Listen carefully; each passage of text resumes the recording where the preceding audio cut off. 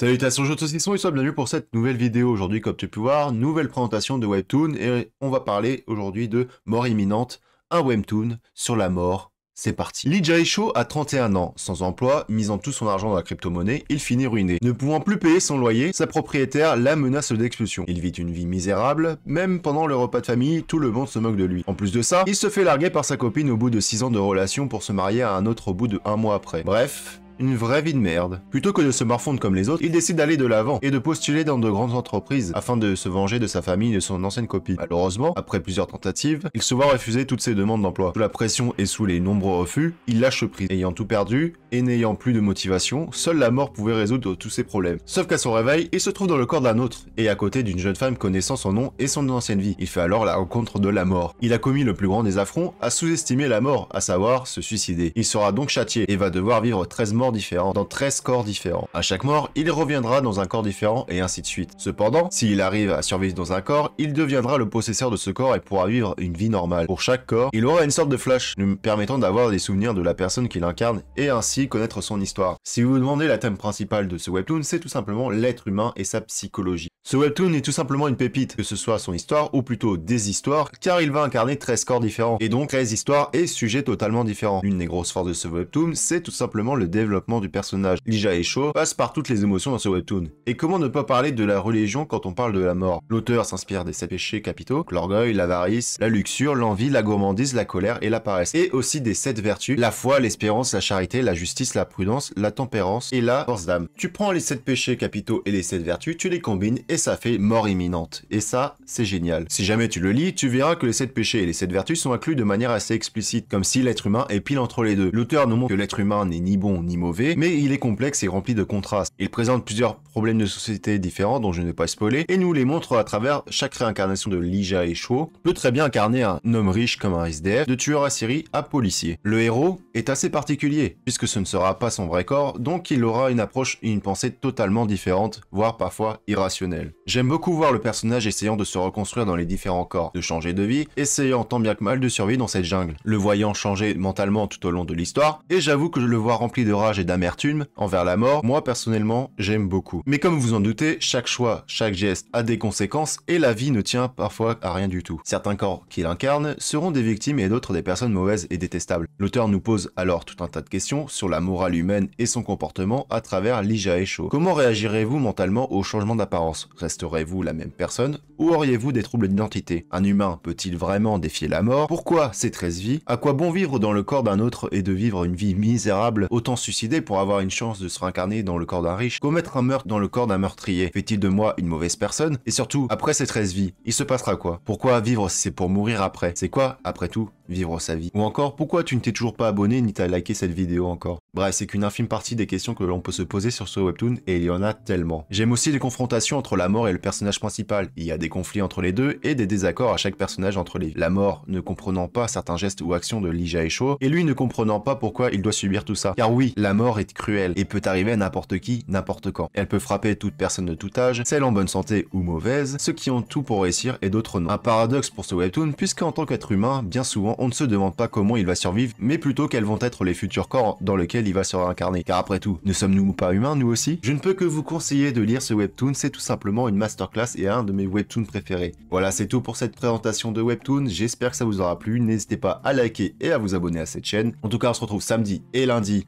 à 14 h pour les vidéos réactions de Chainsaw Man et mercredi prochain pour la présentation d'un prochain webtoon. Et moi je vous dis à très bientôt pour de nouvelles vidéos, c'était Monsieur Saucisse. Salut.